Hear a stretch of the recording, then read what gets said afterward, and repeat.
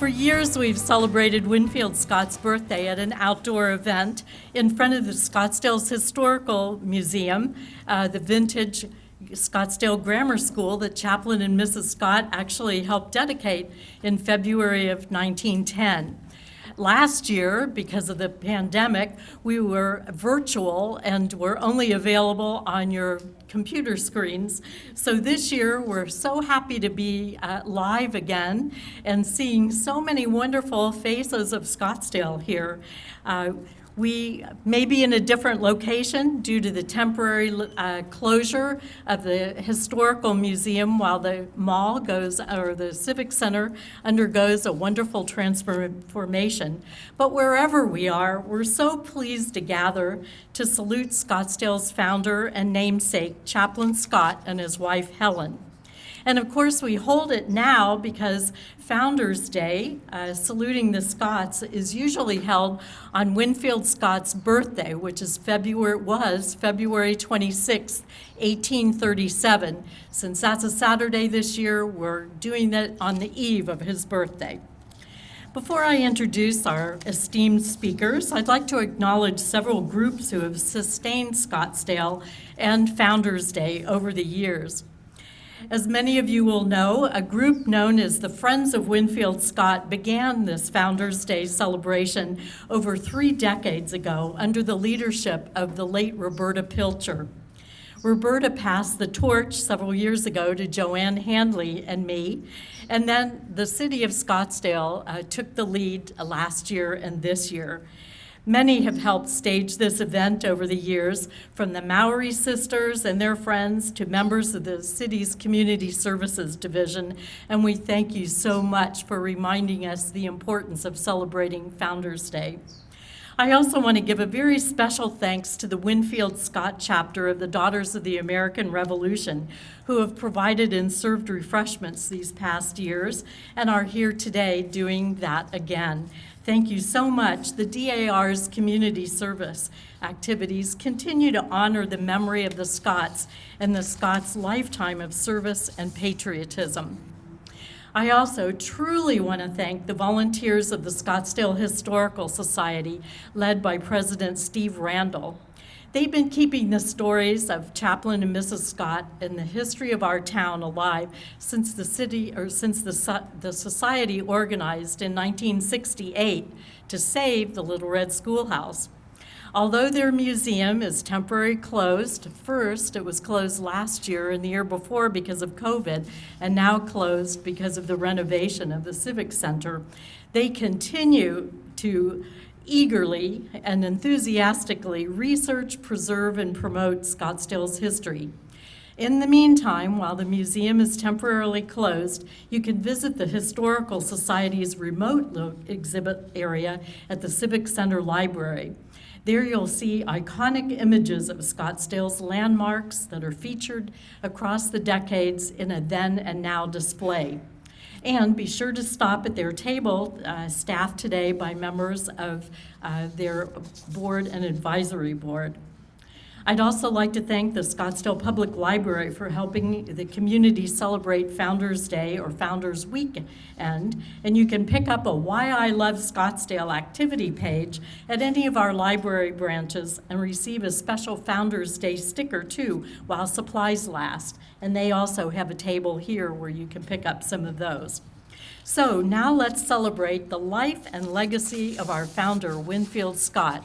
And it's my honor and privilege to introduce our mayor, David Ortega, who has a few tributary remarks. Thank you, Mayor.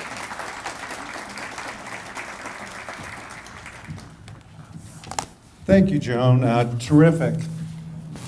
This is another wonderful day in Scottsdale. And when you think about what is ancient here and what is lasting, you look at the landmarks, right? 4 Peaks, Camelback, McDowell Mountains.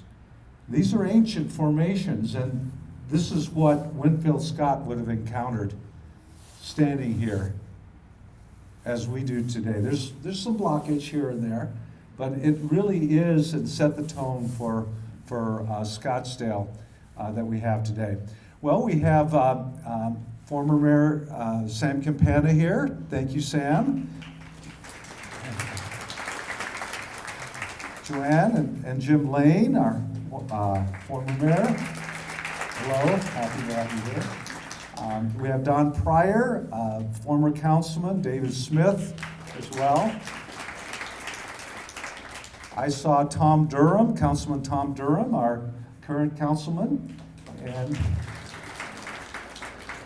then we have all the other, esteemed enthusiasts for Scottsdale. Lois McFarland, great to see you as well. So, Winfield Scott, the man. He was a chaplain, a preacher, met the call of duty in the Civil War, and was gravely wounded, and then went on to with his ministry. And Scottsdale was founded with a Christian value, a Christian-centered motif and belief system. When you look at the other surrounding cities, and I say that because Phoenix was founded also by a veteran, and however, he was a saloon keeper, and he was on the Confederate side. That was Jack Swilling. And so, once again, thinking about Winfield Scott and how impressions become built environments and the city that we love today. So, I do have a proclamation. I'm very good at proclamations. I've been in for a year, and there's many things to celebrate. When Joanne mentioned what it takes to put this event on, it reminds me, Scottsdale has about 2,550 employees, but we also have 2,300 volunteers. And many of you are here as well, ambassadors and other organizations. Think about that. That's almost 1-to-1. That is a tremendous commitment that our citizens have, our residents have, and it's a great example for all the youth that are involved as well. And we want to encourage that in every way, because that's the part of our identity as a city. The proclamation I have to read today is as follows. Whereas Winfield Scott, the founder and namesake of the city of Scottsdale, was born on February 26, 1837, and established the new town site near his ranch in 1894.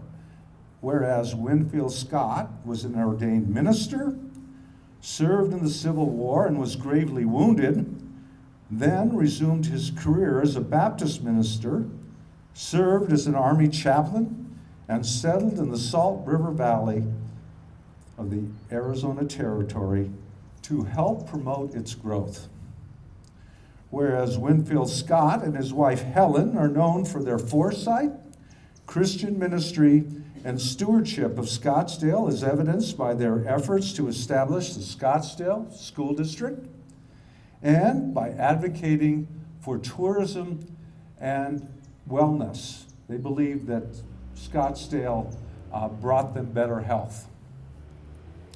Whereas Scottsdale, Friends of Winfield Scott, was led by Roberta Pilcher, and the Silverman family offered a great deal of support. They initiated the celebration of the birthday of Winfield Scott, together with the Scottsdale Historical Society and Joanne Handley, the Daughters of the American Revolution, many chapters. Thank you, Grand Canyon, for being here. And of course, the efforts of Joan Fudala, community historian, Marshall Trimble, state historian, and numerous community enthusiasts. That's you and us. Whereas we continue to honor Chaplain Winfield Scott with a spirit of community and resiliency which he modeled. Now, therefore, I, de Ortega, Mayor of Scottsdale, do hereby proclaim Wednesday, February, no, it's not Wednesday. This was February 26th as Winfield Scott Day in Scottsdale, and ask our citizens to join me in honoring this great man and recognizing the importance for our history. And sealed by Ben Lane, our clerk. Thank you. I think his birthday last year was on a Wednesday. That's what happened. But I also see Councilman Milhaven here. Thank you for being here as well, Linda.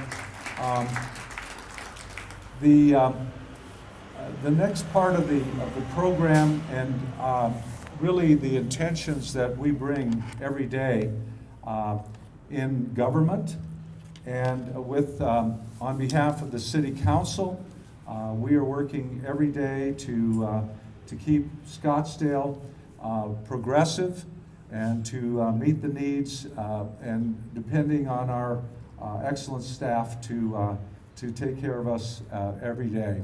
So with that, I will give it back to, and I can present this to Jason. Jason is the, I'll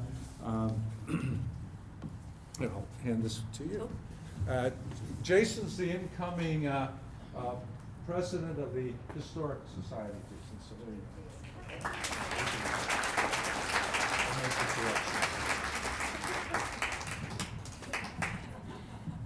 Thank you so much, Mayor Ortega. Now, can you believe it? The next speaker is none other than Chaplain Winfield Scott. Well, happy birthday to me. I know what you're thinking. He doesn't look a day over 100. And that's true. I also was a little concerned when I first heard about a birthday celebration for my 185th birthday.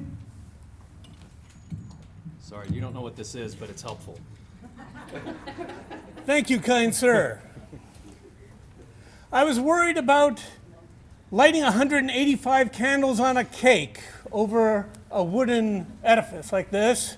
But then I realized that you people have thought about everything in advance and you approved some sort of budgetary thing where there's a fire department right next door. That was brilliant on your part.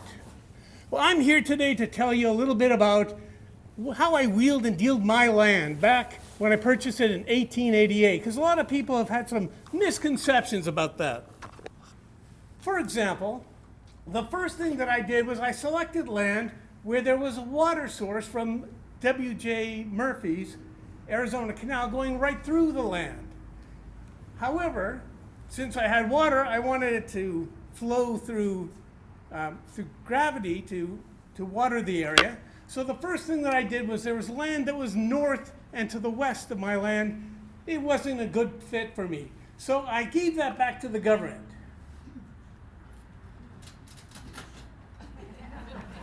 And it went back. Then some people have claimed that I swindled a little old lady from the east. That I, who had purchased this land for $2.50, then turned around and sold her 40 acres for $25 an acre. That is a falsehood. First off, the little old lady was not any little old lady. It was my sister-in-law. It was Mary Brown White, who was married to my wife, Helen. So I didn't swindle her. She lent me some money, I gave her some land, and I farmed her land for the rest of my life and gave her the proceeds. There was no swindling at all. So that's our second piece.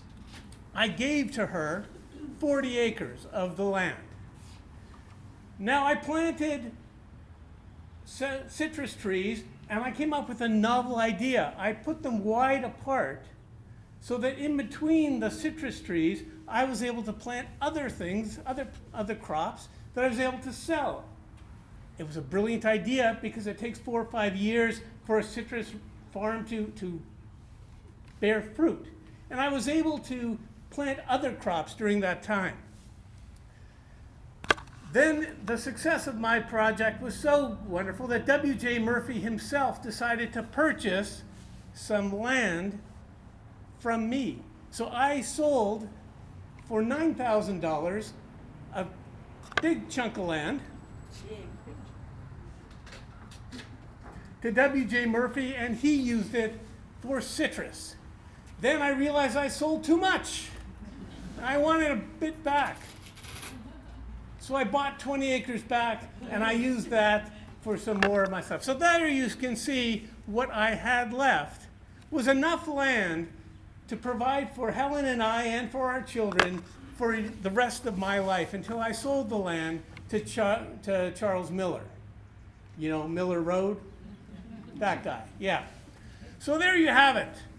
A little bit about my land and my early years before I officially moved to this area that was called the Salt River Valley back then and now called Scottsdale. I did want to share one last thing with you.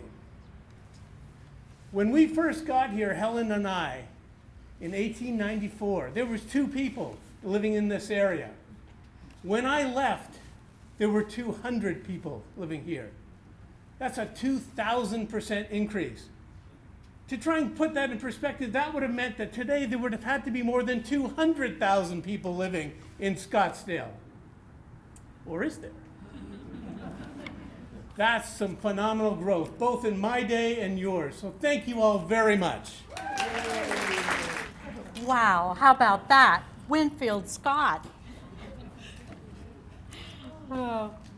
You know, I've been doing this program for a lot longer than you probably want me to, but after 17 years trying to figure out a new angle of what to talk about for Winfield Scott briefly, fortunately, he was such a promoter and involved in so many things that it really isn't that hard to keep coming up with a new topic. And so this year, I want to talk about Chaplain Scott and Helen's vision and enthusiasm for promoting Scottsdale, as the mayor said, as a health and wellness center. You know, Chaplain Scott immediately recognized the benefits of the Salt River Valley climate for its curative powers. The warm, dry climate here likely benefited Scott himself because he had been gravely wounded 3 times on the Civil War battlefield, and he was in almost constant pain. Hopefully you're aware of Winfield Scott's biography written by Dick Lynch and sponsored by the city of Scottsdale in 1975. And of course, that is the source of so much of our knowledge about Scott. And Lynch wrote in the book that Scott himself corresponded with families who had been suggested to him or had heard of this new town and had written to Scott requesting information. And the great majority of these families had 1 or more members with some kind of a respiratory ailment for which the desert was the only prescribed cure back in the 1890s and early 1900s, before we had all kinds of wonder drugs. And all Scott and Helen really had to offer these health seekers was clean air, soft water, fertile soil, and a helping hand. And for some, that was enough. Dick Lynch also described the first advertisement that Scott that was done actually by him in the then Phoenix Herald newspaper. Here's a copy of it right here, and the bottom line is from Winfield Scott. Oh, that helps. Thank you. Thank you, Kelly. The ad highlighted Scottsdale's agricultural opportunities, but it also said, for health seekers, the Surgeon General of the Arizona Territory, Dr. Scott Helm, and other prominent physicians certified Scottsdale to be the best location for sanitary purposes in any part of the valley. I guess that's what they called healthcare back then. And further, the Arizona Republican, which the Arizona Republic was known as in the 1890s, in a 1897 edition said that a Mrs. E.E. Clark and her daughter Edith had come from St. Cloud, Minnesota to stay on the Scott's ranch because Mrs. Clark had lung troubles and was here to hopefully benefit from the climate and staying again on the Scott Ranch. In a letter she sent home to her husband in January or February of 1898, she said, I found this letter in the archives of the Arizona Historical Foundation or Society in Tucson. She said in that letter to her husband, Chaplain Scott brought 2 physicians out from Phoenix to the homestead near Scottsdale. It's up by the Canal, and they expect to open a sanitarium in time here. And one of the physicians is from Maine, and Mrs. Scott thought that the other one might be from our own Minnesota. So although Winfield Scott promoted the idea of Scottsdale as a health seekers destination, and also he promoted the idea of establishing a sanitarium here for lung patients, that never happened before his death in October of 1910. However, a few years before Scott passed away, Graves Guest Ranch, which was not only a guest ranch but a health camp, opened right across the street from the house where Winfield Scott and Helen lived at the corner of what we now know as Indian School and Scottsdale Road. And I don't know about you, I'll say as an aside, but if I were really sick, I'm not sure I'd want to come and try to be cured at a place called Graves Guest Ranch. But they did welcome health seekers, and also a few other small private sanitariums opened in the Scottsdale area. Hans and Mary Weaver opened a small one on their property, which was on McDonald, very close to what is now the Camelback Cemetery. And Mrs. Witt and Mrs. Wolf also operated small sanitariums in what we now know as the town of Paradise Valley. But none of these locations, including Graves, had any doctors or nurses, only compassion, home-cooked meals featuring locally grown citrus and produce, and a winter season with lots of warm, dry, clean air. So although hundreds of people came to Scottsdale to restore their health in those early days or alleviate their chronic symptoms, Scottsdale didn't actually get a hospital until the 1960s. City Hospital of Scottsdale, built on E.O. Brown's former cotton field on Osborne Road, opened in May of 1962 as a 120-bed acute care hospital. Within a year of opening, City Hospital of Scottsdale became Baptist Hospital of Scottsdale, which you gotta think Baptist minister Winfield Scott and his wife, who had been the president of the Arizona Baptist Association, would have truly appreciated. That first hospital location, after 6 decades of expansion and providing state-of-the-art medical care, is of course now what we know as the Osborne campus of Scottsdale-based but valley-wide Honor Health. And adding to Scottsdale's reputation as a health and wellness center, Rochester, Minnesota-based Mayo Clinic opened Mayo Clinic Scottsdale on East Shea in June of 1987. And thanks to the thriving bioscience industry and world-class medical care and research, Scottsdale now boasts a cure corridor of businesses and healthcare providers. Healthcare as an industry is Scottsdale's major employer, contributes millions to our economy, puts Scottsdale on the map for research, development, and finding cures, and even drives medical tourism to our beautiful city. So one can only imagine that Winfield and Helen Scott would be so proud of their dream of Scottsdale to become a center for health, wellness, research, and then some.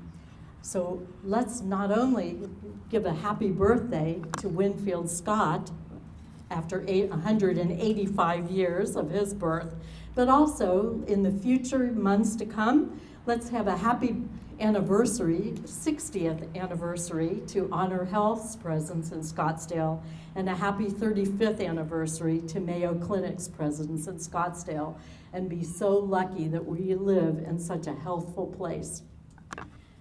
Thank you.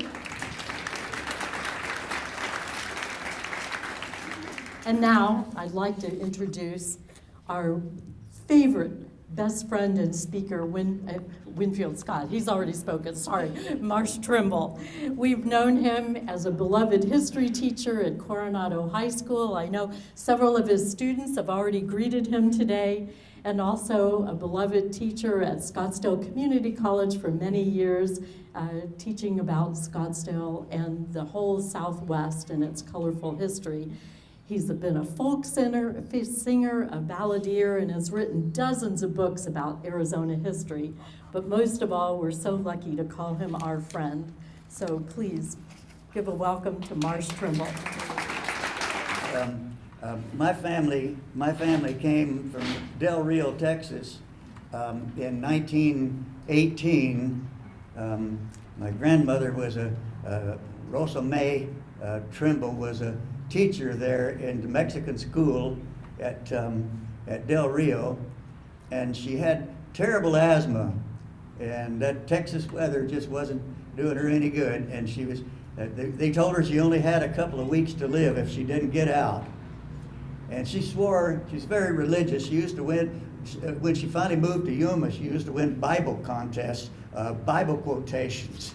She retired undefeated from a Yuma radio station. They had to retire her so somebody else would have a chance to compete. But anyway, she just knew she had to get out of Texas. And so I had other relatives who had to get out of Texas too, but it was for other reasons. But, if you come to one of my shows sometime, I'll tell you about old Nimrod Trimble. But anyhow, she told my grandpa, she said he was a railroader on the Southern Pacific Del Rio Eagle Pass Railroad there by Langtree, Texas, and he kind of loved being a railroad man. And she said, well, I'm going to take the 5 kids and go to Arizona because she said an angel came to her and told her to go to Arizona. And it's sort of like Barry Goldwater's grandmother, or mother. It just, something brought them. It was something like that, tuberculosis or asthma. This was asthma in my case. And so she packed up the kids, and he decided to come along too.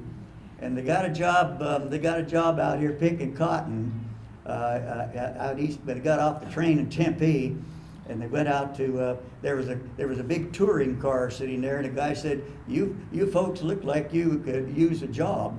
And she said, "Yes, and I can pick cotton too." She was a little wiry woman, but she was the fastest cotton picker in Arizona, I think. She had.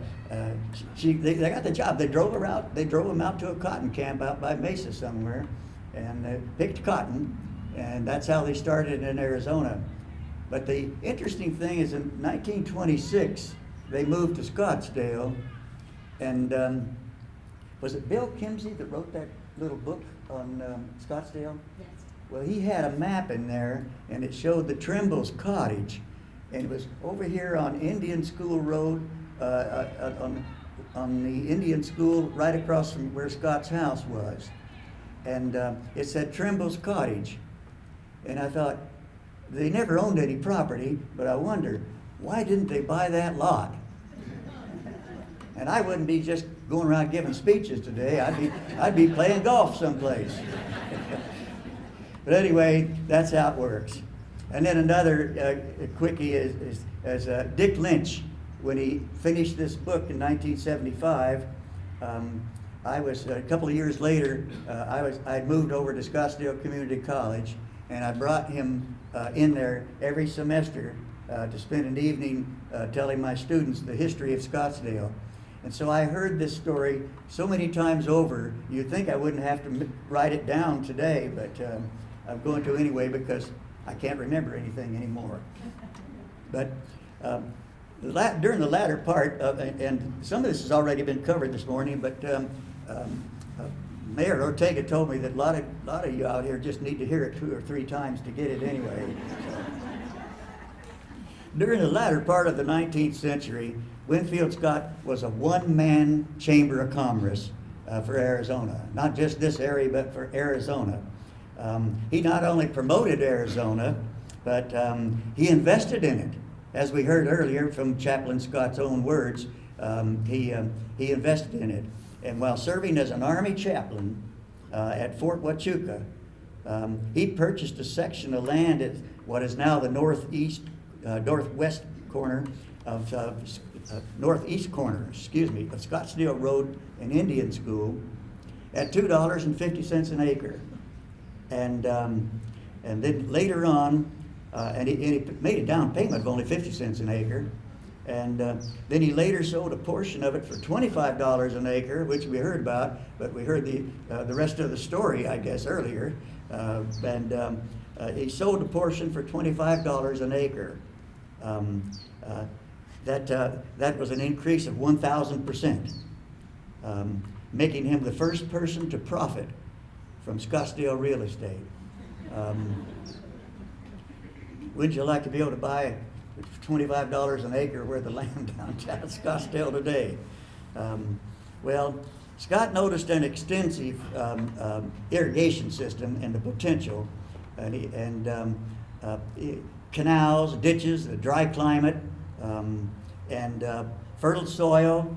He compared it to the Nile Valley and in Egypt, and he believed that citrus and other fruit-raising industries could be profitable. And because the valley was only 2 days closer to the eastern markets than California, we're always competing with California, and that we could get goods there 2 days faster than they could. And so he believed that commercial producers could be successful here in Scottsdale, or in Arizona, in the Salt River Valley. Traveling and lecturing to church groups and businessmen throughout the entire country, Scott painted vivid pictures of the opportunities from Santa Barbara, California, all the way to the Midwest and probably eastern areas, wherever they invited him to preach. He was under great demand. People just loved to hear the guy preach. And I don't think anybody could have slept through his sermons. And here was this old Civil War veteran that was eternally in pain from his injuries, and yet he didn't let that stop him. And he organized churches in California and Colorado, and before rejoining the Army's chaplain corps, where he served from 1881 to 1893 again, he was posted in 1888 to Fort Huachuca, and his reputation as a colonizer with integrity, that's the key word. There are a lot of shams going on in those days. In fact, all know the story of the Baron of Arizona, James Addison Rivas, who tried to con the government out of 12 million acres of land on a land grant swindle, and he almost pulled it off. If he'd have just not gotten greedy, the government would have settled with him for enough money to make him live comfortably for the rest of his life. But he got greedy, but Scott was not that type at all. Scott, if Scott told you something, you could take it to the bank. Anyway, his reputation. He crisscrossed the valley for a week. They invited him, the people up here in the Salt River Valley, invited him to come up. And he just rode across the valley for crisscrossing places, and he found the ideal place. And as Dick Lynch used to say, it was far away as possible from wicked Phoenix. And that was the key to it. He was a religious man, and he thought, and for a long time, you couldn't get booze in. I think it's that pool hall. It was Jason, who had that pool hall there on the corner? Where'd Jason go? Right here. Oh. Oh, okay. Who's the guy that had that pool hall there, right? Johnny Rose. Huh? Johnny Rose. Johnny Rose. Okay. Anyway, I think you could have gotten some there in the basement. It was sort of like a speakeasy before they became popular. But otherwise you had to go clear into Phoenix to get, if you wanted to get some booze. So Scottsdale was a pretty tight religious town. Anyway, I digress when I think of something in here that I can't remember where I was, but as the Reverend Scott said earlier, the W.J. Murphy's Canal was finished. The Arizona Canal was finished up here, just crisscrossing the valley, and that made a lot of growth. It led to the growth of the town of Glendale too, but it was most important here, right here. And everything, in those days, everything north of the canal was considered unreclaimed desert land. If you were foolish enough to to live out there, this water was gravity fed and it flowed downhill all the way to the Salt River. And so all of the ditches and canals and such went that way. They were south of the canal. My grandfather had a chance to buy a piece of land there, and it's now up around Stillman Ranch. And the guy wanted to sell him a section of land up there real cheap. He said, "What do I need?" Only he used a few descriptive terms there. "What do I need with that worthless desert land there? I'll just graze my goats and cows out there." And that's about all it was good for. When the grass came up after the winter rains, you could graze livestock out there. The rest of the time, it was far away from the water, and nobody wanted to buy land out there. And this is now McCormick Ranch today. That again, I got to be playing golf somewhere if I knew how. Anyway, Scott retired from the Army in 1893. Finally, after all these years, and he moved his wife and two daughters to the valley. And throughout the next decade, he experimented with several varieties of fruit trees and other types of crops. And I might mention, he planted peanuts between the rows. He always had a plan. There was always something going on in his mind. He was a natural farmer. And this would come in, well, I'll give you the numbers here in just a minute. But anyway, in 1894, I'm giving them to you now. In 1894, shows you I'm really familiar with these notes. After only 3 years of plantings, he harvested 5 tons of peanuts, which he had planted between the rows of his citrus. Sometime between February and August of 1894, they were trying to decide on a name. They'd pretty well chosen the name Orangedale for this bird, and Albert Utley had bought the land across the street, and he was going to subdivide that so that people could live out here and commute into Phoenix, that long trip, the long ride into Phoenix. But anyway, there is a story, and I know I heard the story before, and I could not find it in Lynch's book. I even looked again this morning about Albert Utley and his family, and they thought about calling the place Utleyville.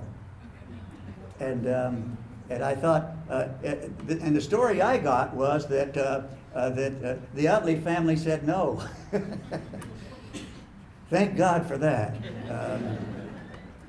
But anyway, Orangedale, and we don't know how they made the change, because it was pretty much agreed it was going to be called Orangedale, and then all of a sudden in those months, and we're not sure, and Lynch's words, he said, we don't know for sure how it all came about, but it's easy to deduce that it was because Scott had done so much to the founding of a community that would one day be the great city of Scottsdale. So anyway, it became Scottsdale, which is so great. They even named a Chevy truck after it, I guess. I think it was a Chevy. But anyway, not every town gets to have a truck named after him. But Scott was active in community affairs too. In 1899, he served as a representative from Maricopa County in the Territorial Legislative Assembly. Now, Scott being a Grand Army of the Republic, naturally, he was a Lincoln Republican. And Arizona was Southern Democrats, farmers and such. And so he was not as effective, as bright a guy as he was, and as creative and innovative as he was not as effective as he could have been had he switched over to the Democratic Party at that time. But he did serve a term, an honorable term. Scott didn't ever do anything unless he wouldn't put his name on anything if it wasn't honorable. So if he was a politician, that was he was a rare breed. Excuse me.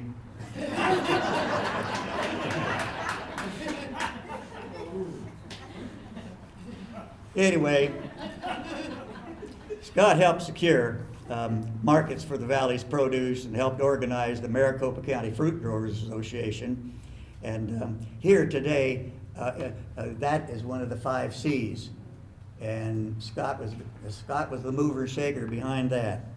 His persistence and experimentation helped establish an economic base for the community that was to grow up around his property and was named for him.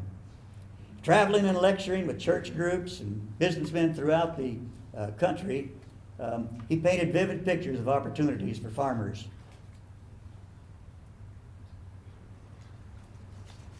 Said that already. Another industry he helped spawn, and it was brought up already, was tourism. And it was interesting because people began to come out here. I mentioned my grandmother, Rosa May, and by the way, that month that she had, or 2 weeks she had to live, that was in 1918, and she died in Yuma. She finally had to move to Yuma to find her drier air because the air wasn't as dry as it had been earlier. So she kept moving out towards, she would have probably wound up in Ajo had she lived longer. But she died in the 1960s. So this wiry, amazing, tiny little woman just lived on and on. And my other grandmother,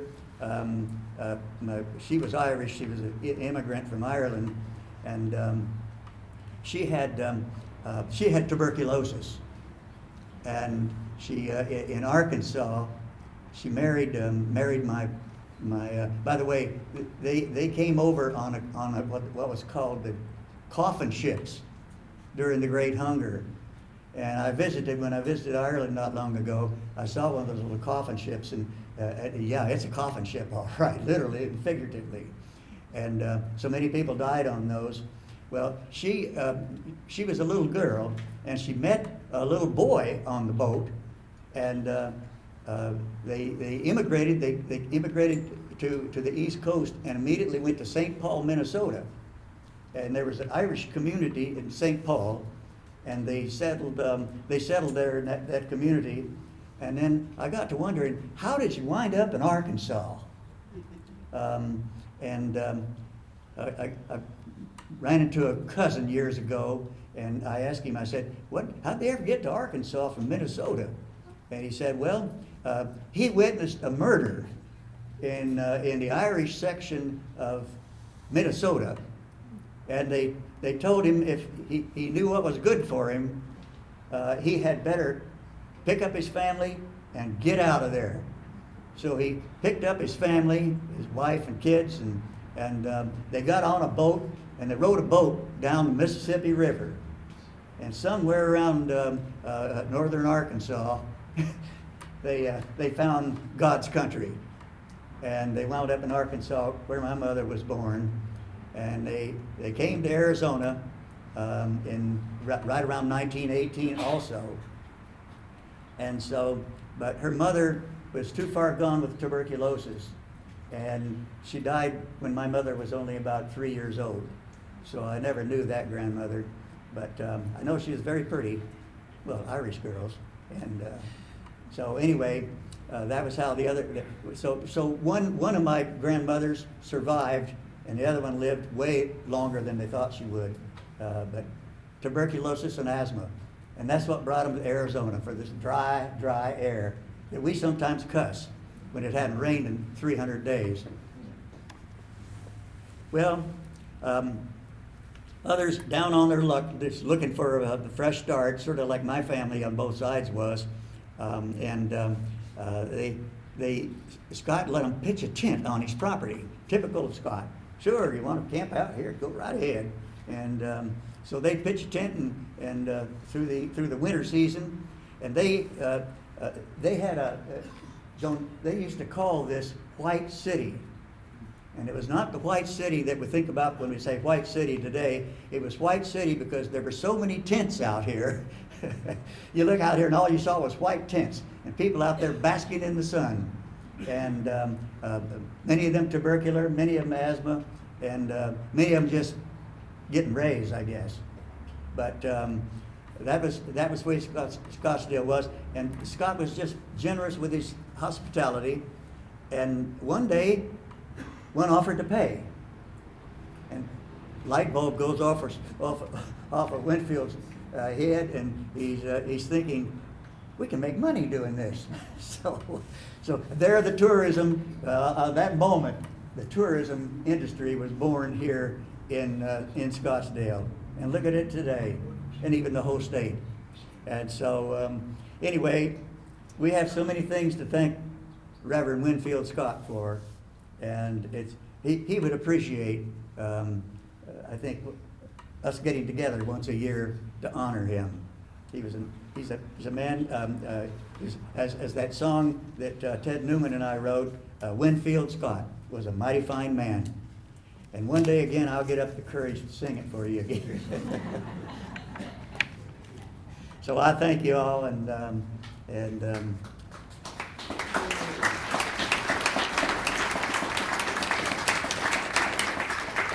as Yogi Berra used to say, when you come to a fork in the road, take it. Thank you so much. Thank you so much, Marshall. So before we get to the cupcakes, there's a quiz. Hopefully you have listened well today to all of our speakers, as well as perhaps maybe reading about Winfield Scott in the Winfield Scott biography that we've mentioned over and over again by Dick Lynch.